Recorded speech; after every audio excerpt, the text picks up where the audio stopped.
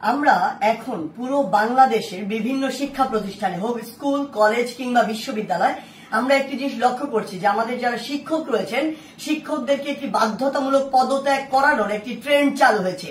যে জায়গাটি নিয়ে আসলে কথা হচ্ছে এবং কথা হওয়া উচিত, প্রফেসর হোক কিংবা ভিসি হোক বা এরকম যে কোনো হেডমাস্টার হোক, যেই পদগুলোতেই হোক না কেন ওই পদগুলোর ওই মানুষগুলোকে সরাতে হবে। যদি আমি সরাতে পারি তাহলে আমি এখন ওই পদটিতে গিয়ে বসতে পারবো।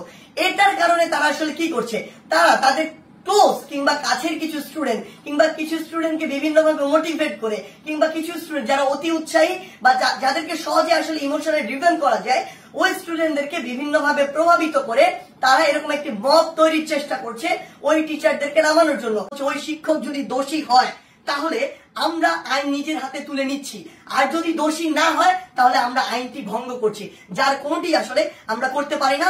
যেটি করছি এটি হচ্ছে আইনগতভাবে অন্যায়।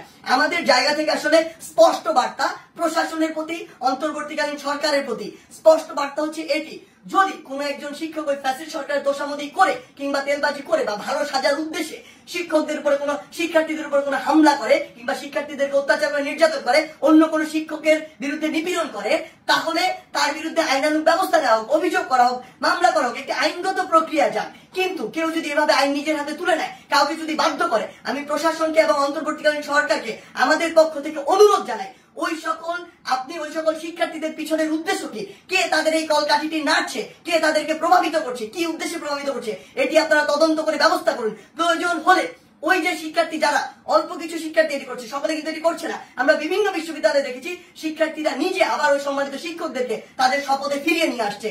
আমরা আমাদের জায়গা থেকে বলি, যারা উদ্দেশ্য প্রণোদিত ভাবে এই কাজগুলো করছে তাদের উদ্দেশ্যে আপনারা তদন্ত কমিটি গঠন করুন। প্রয়োজনে ওই সকল শিক্ষার্থীদেরকে আপনারা আইনের আওতায় নিয়ে আসুন যারা এই কাজটি করছে। কারণ ওই সকল শিক্ষার্থী না, ইভেন আমিও কোনো অথরিটি না, আমারও কোনো এই অথরিটি নেই যে আমি আইন নিজের হাতে তুলে নিব, কিংবা আমরা এমন কোনো অথরিটি নেই আমি একজনকে পদত্যাগ করতে বাধ্য করব।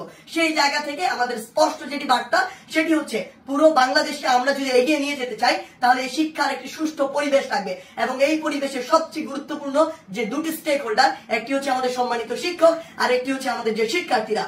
এই দুই জায়গায় যে সম্পর্কের বিষয়টি, এটি যতদিন না সুন্দর হচ্ছে, শ্রদ্ধার হচ্ছে, স্নেহের হচ্ছে, ততদিন শিক্ষার পরিবেশ কোনোদিন সুন্দরভাবে ফিরে আসতে পারে না। তাই আমরা আমাদের জায়গা থেকে আমাদের এই শিক্ষকদের এভাবে বাধ্য করে কোন একটি নিয়মতান্ত্রিক প্রক্রিয়া না গিয়ে বাধ্য করে পদত্যাগ করানোর যে প্রক্রিয়াটি, এই প্রক্রিয়াটিকে আমরা কখনো সমর্থন জানি না।